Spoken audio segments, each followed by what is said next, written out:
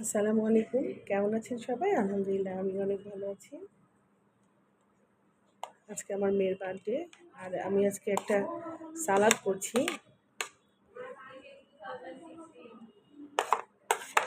তো প্রথমে টমেটো দিয়ে দিলাম। টমেটোটাও কিন্তু আমার গাছের, ২ টো গাছের ছিল আর একটা কেনা ছিল।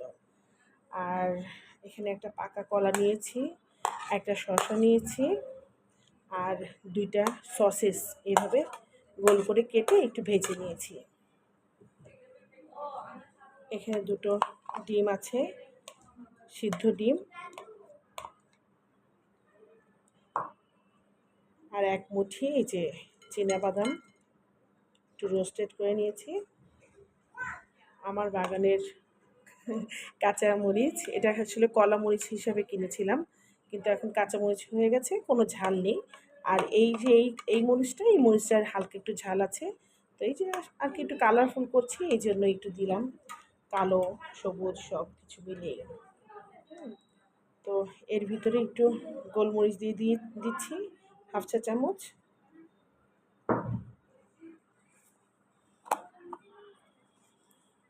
একটু বিট লবণ দিয়ে দিলাম।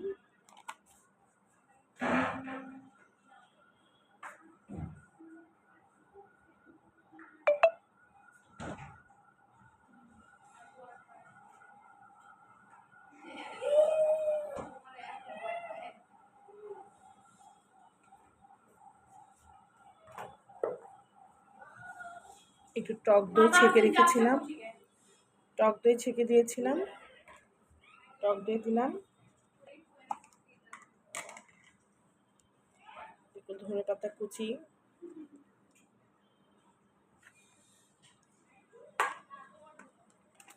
আর একটু চাট মশলা দেব।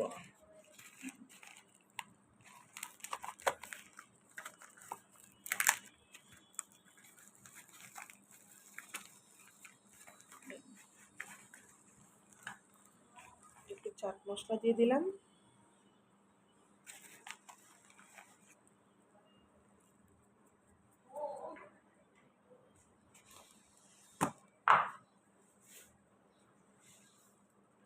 আর 1 চা চামচ চিনি।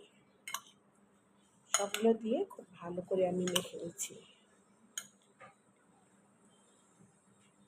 আসলে টিনেজ টিনেজ বয়সে যারা বাচ্চারা, তারা সালাদটা অত পছন্দ করে না। এরকম মুখরোচক করে সালাদ করে দিলেই ওটাই ওরা পছন্দ করে খুব। তো আমি এই জন্য এইভাবে দিয়ে দিচ্ছি। আর টক দইটাও খুব বেশি দিলাম না। যদি আমি নিজে খেতাম ডায়েটের জন্য, এইটা অবশ্য আমি ডায়েটের জন্য মাঝে মাঝে এইভাবে করে খাই। যেহেতু ওরা খাবে, টক দইটাও ওরা খুব বেশি একটা পছন্দ করে না।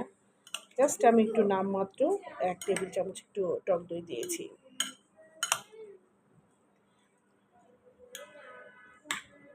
সারা, সারা, দিয়ে তো একটু টেস্ট করতো।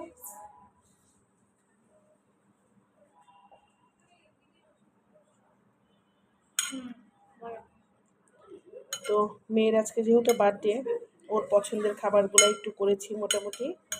এই সালাদটা ও খুব পছন্দ করে, এই জন্য আজকে করে দিলাম সালাদটা। তো মেয়ে বলল পারফেক্ট হয়েছে। তো যাই হোক, আমার এই রেসিপিটা যদি আপনাদের ভালো লেগে থাকে অবশ্যই লাইক করবেন, শেয়ার করবেন। আল্লাহ হাফেজ।